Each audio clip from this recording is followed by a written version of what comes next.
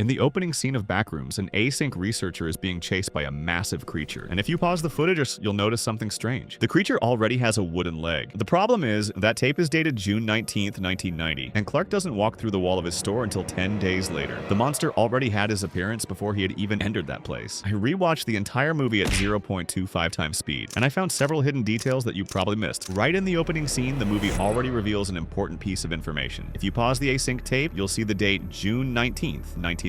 For anyone who's been following the YouTube series, this takes place only a few weeks after Peter Tench disappeared. In the timeline, the story happens shortly after Peter vanished into the Backrooms. Hey guys, can you hear this? Hey! Returned months later, only to discover that Async had faked his death. That explains why the company appears so desperate to monitor the place, but the connection goes even deeper than the timeline. Peter was the first character to show how complete isolation gradually destroys a person's mind. Without any sense of day, night, or the passage of time, isolation begins to completely break the mind of anyone trapped there. Clark ends up following that exact same path, showing that no one can remain inside that place without paying a psychological price. To cover up the accident, Async didn't just fake Peter's death, they also dramatically increased their surveillance of the complex. That's why there are so many cameras scattered throughout the maze. They're not there for ordinary research. This opening sequence with the lost employee also serves to introduce the rules of this universe. At one point, a simple seagull appears wandering through the corridors, showing that both animals and objects can pass through the so-called null zones, anomalies that connect the real world to the Backrooms. As the researcher continues forward, he begins finding hallways and walls that resemble familiar buildings, but they're completely distorted. It's the first sign that the maze copies elements of reality using the memories of the people who enter it. During the recording, some of the hallways already contain objects that belong to the Ottoman Empire store, even though Clark hadn't found the portal yet. For example, there's the wallpaper showing a peaceful, natural landscape. Later in the movie, there's a scene of Mary walking through the store, and guess what? That exact picture is hanging in the corner. There are also sale signs, pieces of upholstery, and several other objects that briefly appear in the background. This suggests that the Backrooms don't follow a normal timeline. Instead, the maze already knew Clark before he had ever entered it. And speaking of him, Captain Clark's Ottoman Empire is much more important than it first appears. The store's name is a play on the upholstered furniture pieces known as Ottomans, while also referencing the ancient Ottoman Empire, creating the idea of an enormous kingdom of furniture, and that ties directly into the Backrooms. Just as the store sells copies of furniture, the maze also creates imperfect copies of our own reality. The entire art direction of Clark's store also helps show that he already belonged to the Backrooms long before he ever stepped through the portal. His modernist design form 1970 t-shirt suggests that he once dreamed of becoming an architect. I am a architect. But instead ended up trapped running a decaying furniture store. His purple shirt also stands out, possibly representing the color of royalty. Meanwhile, throughout the film, yellow represents the decay of the labyrinth. It's almost as if Clark finds, inside the Backrooms, the kingdom he never managed to build in the real world, a kingdom that slowly consumes him. Even the strange switches on the electrical panel reinforce that idea. Even before Clark walks through the portal, the movie already shows that something is wrong with the store. The absurdly expensive electric bills and the constant power fluctuations also receive a much more terrifying explanation. At first, Clark believes there's some kind of electrical problem in the building, but the truth is something entirely different. When he checks the electrical panel with the repair technician, they find switches that are completely crooked, impossible to exist in the real world. It's a subtle detail that suggests the Backrooms had already been invading that building for a long time. Besides altering the architecture, the labyrinth was also draining electricity, explaining why the store's power bills had become so unbelievably high. Mary's story also hides some interesting references for people familiar with Kane Pixel's work. When her old house is being demolished, the construction company's sign reveals the name Reverchon Ventures. This is an Easter egg referencing The Oldest View, another series created by Kane Pixels. The name refers to the French botanist Julien Reverchon, who was honored with the sculpture that inspired the famous Rolling Giant, the series' central figure. It's a subtle way of connecting his different universes. Another detail that most people completely miss is the book written by Mary, titled The Window Within. At first glance, it seems like nothing more than a prop used to introduce the character, but the title itself foreshadows Clark's fate. On the screen beside the book cover appears the phrase, "break through the pain." Later, Clark leaves a message saying that he finally opened the window and that he has no intention of coming back. I opened the window. I won't be coming back. Later, during a party involving Mary, the song playing in the background is Ulterior Motives,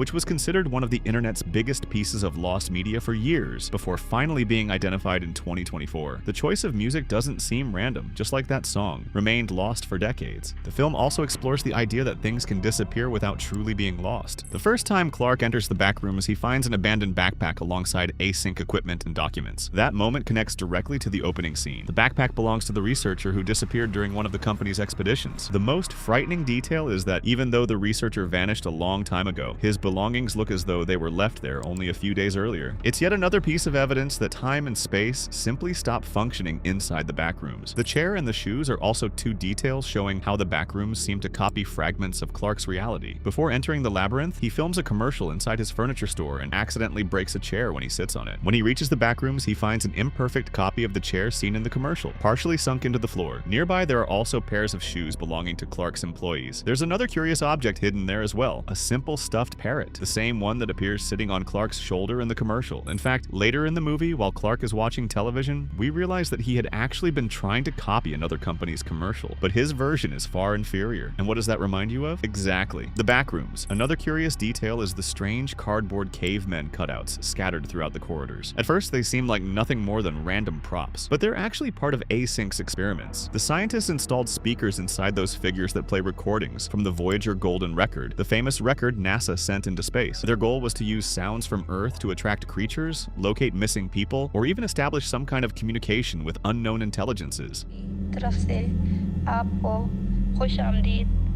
In other words, this shows that they were trying, in some way, to communicate with the creatures living inside the Backrooms. And the movie confirms this in a very subtle way. When Mary is rescued, she walks past a window, and you can see a storage room filled with row after row of those exact same figures. Another curiosity is that it also appears in Found Footage 3, but without Async speakers, leading many fans to believe that it is a copy created by the Backrooms themselves. As Clark realizes that the hallways defy every rule of logic, he tries to do what any architect would naturally do. He starts drawing maps. Interestingly, those drawings closely resemble the maps Peter Tench made in the web series. But there's one impossible problem. The Backrooms constantly change their own structure, making every map obsolete within just a few minutes. For someone who built his entire life around order, measurements, and planning, realizing that even architecture itself no longer makes sense marks the beginning of an inevitable mental collapse. Another subtle detail that's full of meaning is the blue tape Clark uses to mark the entrance to the Backrooms. At first, it simply looks like a way to find the portal again, but for people familiar with the web series, it's actually a direct reference to Found Footage number 2, where another character also marks a portal using the exact same type of tape.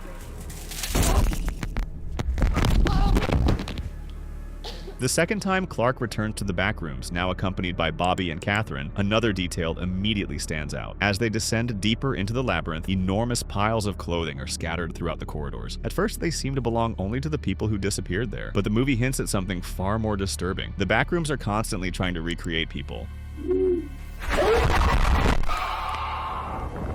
And whenever those copies fail, only the clothes remain. Those mountains of clothing would be the result of countless failed attempts to reproduce human beings. And right around this part, there's a detail that's incredibly easy to miss. Among the piles of clothes, you can spot a copy of the shirt he was wearing earlier in the movie. That suggests the Backrooms had already copied objects connected to Bobby before he even died. Shortly after making that discovery, Bobby is attacked by the creature. And right after Bobby's death, while Clark is running from the monster, he passes through a very specific room. It's an almost perfect recreation of the original photograph that inspired the Backrooms. A little later, the Christmas tree room becomes one of the movie's most disturbing moments. It's Clark's first encounter with the so-called still lives. One is trapped in a wheelchair, turning on a light bulb. And then there's the red-haired woman who emerges from the darkness and charges straight at him. Get away from me! Instead of creating perfect human beings, the Backrooms produce creatures filled with foam and a stringy material that resembles fungus. At the same time, the entire scene works as a manifestation of Clark's trauma. The deformed bodies seem to embody the pain and the losses he carries with him. Among them, the red-haired woman receives special attention, and we'll come back to her in just a moment. While Clark chases after Catherine, he passes through an area filled with indoor pools. For many fans, that sequence is a special treat since it's a direct reference to the famous pool rooms. Even a hidden face in one of the walls reappears as a tribute to the classic images that became famous online. When Mary enters the Backrooms, she finds a disturbing wall covered in writing. things, and it hides much more than it first appears. It serves as a record of Clark's slow descent into madness. The phrase, "the floor plan changed again," perfectly summarizes that mental collapse. He quickly realized that the hallways constantly changed their positions, making any kind of logic completely useless. Another striking inscription reads, "Tables don't bleed blood." The phrase seems to foreshadow the moment when Clark realizes that not all of the Backrooms creatures are truly human. The drawing also features incomplete human figures, people who resemble Async employees, and extremely complex structures. There's also a drawing of someone holding a coat rack, the very same weapon Mary uses against Captain Clark at the end of the film. And going back to the red-haired woman, she may actually be one of the biggest clues about the relationship between the Backrooms and Clark's trauma. The movie suggests she isn't just another creature, but a distorted representation of Clark's wife. The biggest clue is her appearance. The shade of her hair is almost identical to Clark's wife's hair, which we see in a photograph beside his bed, and we see it again near the end of the movie during the dinner scene. And when Clark rips the hair from the creature and places it on Mary to make her look like his wife, it becomes obvious that he knew exactly what that figure represented. Because of that, one of the darkest Backrooms theories suggests that Clark may have been responsible for his own wife's death. The movie never confirms exactly what happened to her, but several details point in that direction. During therapy, Clark becomes visibly uncomfortable whenever he remembers an argument from the past, as though he's trying to suppress a traumatic memory. Inside the Backrooms, that trauma seems to resurface when he begins trying to turn Mary into that figure, recreating the night their relationship ended. There's another disturbing detail as well. Kat's fate. Her severed head is found inside a freezer. That suggests Clark may have repeated the same pattern before. The monster that appears at the end of the movie also hides an incredible detail. Unlike the other creatures, it was created almost entirely with practical effects and portrayed by the Romanian giant Robert Bobrovsky. That's exactly why its movements feel both unnatural and strangely realistic at the same time. But the most interesting part is that this creature seems to be different from the others. Unlike the other monsters, it bleeds, displays anger, and appears to act of its own free will. On top of that, it appears with Clark's face while the two still coexist, suggesting that it isn't simply a transformed version of him. One of the most popular interpretations is that this creature represents the physical manifestation of Clark's darkest traits: his alcoholism, his guilt, his resentment, and the destructive personality he nurtured for years. In the end, just as Clark seems ready to change, he is literally devoured by that manifestation of himself.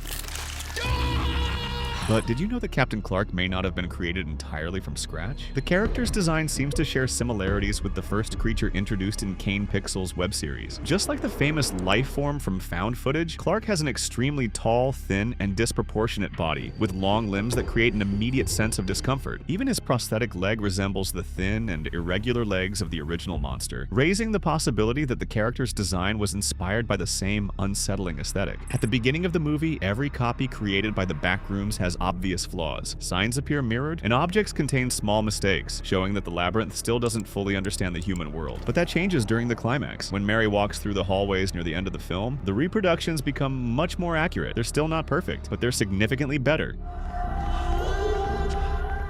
The theory is that the Backrooms are learning. The more people enter that place, the more information it gathers, making its imitations more and more convincing. During Mary's interrogation, another revelation completely changes the way we see the movie. Phil explains Async's origins. Before discovering the Backrooms, the company manufactured MRI equipment.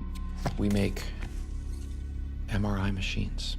At first, it seems like nothing more than background information, but it actually helps explain how the labyrinth itself works. Instead of randomly creating rooms, the Backrooms appear to scan people's minds and reconstruct their memories. That turns the place into something far more terrifying, a massive physical subconscious, where trauma and memories take shape. It also explains the difference between the creatures. The still-lives are merely imperfect copies of people, while the lifeforms are actual entities native to the labyrinth, making them far more dangerous and self-aware. The ending of Backrooms makes it clear that no one truly escapes that place. Although Mary manages to make it out of the labyrinth alive, her freedom doesn't last very long. She's immediately captured by Async, making it clear that the company will do anything to hide the existence of the Backrooms. At the same time, the movie reveals a distorted version of Mary silently sitting in a chair inside level 0. That suggests the Backrooms had already finished creating her copy, turning her identity into yet another still life. The missing person posters scattered throughout the corridors reinforce that this cycle has been happening for a very long time. They're also a reference to Missing Persons, another short film by Kane Pixels. Although it brings Clark's story to a close, Backrooms ends by leaving far more questions than answers. After all, what is Async's true objective? Are the scientists merely studying the Backrooms, or are they trying to control that dimension? And what really happened to Mary in the end? The movie deliberately refuses to answer any of those questions definitively, setting the stage to expand its mythology even further, and that probably won't take very long. While we wait, before we wrap up, I want to say one more thing. We've reached 100,000 subscribers. Thank you all so much for your support. I hope you'll continue this journey with me. We still have so many amazing things ahead. There's a video on your screen where we covered a disturbing horror movies you've never heard of. Click on it and check it out. I'll see you there.